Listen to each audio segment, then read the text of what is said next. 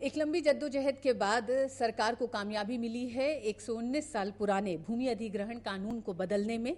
केंद्रीय ग्रामीण विकास मंत्री जयराम रमेश से जानेंगे कि किस तरह से यह नया कानून भूमिहीनों, किसानों और आदिवासियों के लिए एक नई उम्मीद लेकर आया है। एक, जबरदस्ती अधिग्रहण किसी हालत में नहीं होगा। 2, किसान को ग्रामीण इलाकों में 4 गुना मुआवजा बढ़ेगा और शहरी इलाकों में 2 गुना बढ़ेगा। 3, पहली बार पुनर्वासन और पुनर्व्यवस्था के प्रावधान किए गए हैं कानून। 4, ग्राम सभा के अनुमति के बिना भूमि अधिग्रहण नहीं होगा। 5, पहली बार कानून में एक अलग चैप्टर है दलित और आदिवासियों के लिए, उनके संरक्षण के लिए।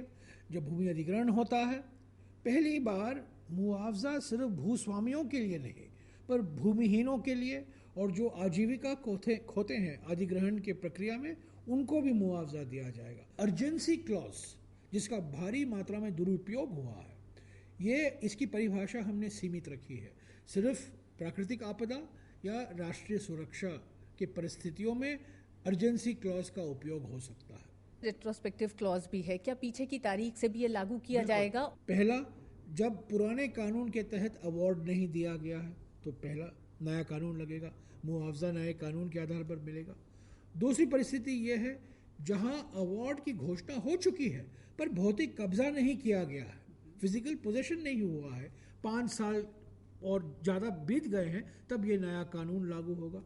और तीसरा, जहां बहुमत से किसानों ने मुआवजा नहीं स्वीकारा है, तो ये नए कानून का मुआवजा लागू होगा। कट ऑफ ईयर कोई इसके लिए तय किया गया? 5 साल, मैंने कहा ना, 5 साल और पुराने केसेस हैं। पूरा बिल निश्चित रूप से आदिवासी किसानों के लिए बहुत मददगार है, लेकिन पूरी तरीके से नहीं है, क्योंकि जो कोयला खनन के लिए अधिनियम है 1957, उसको इसमें शामिल नहीं किया गया, उसको अलग रखा गया। ये बात सही है कि 13 ऐसे कानून हैं जो 4th शेड्यूल में है, 4थे शेड्यूल में है, जो इस कानून के बाहर रखा गया है।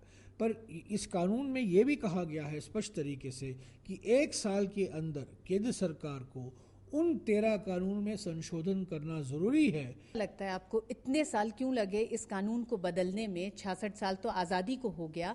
क्या राजनीतिक इच्छा शक्ति की कमी थी या फिर निहित स्वार्थ इतने हावी थे, वेस्टेड इंटरेस्ट की वजह से नहीं? कई विशेषज्ञों का ये विचार था कि ये बिल्कुल सिर्फ संशोधन से काम नहीं चलेगा। आज हम एक लोकतंत्र हैं, यहाँ जन आंदोलन चल रहे हैं।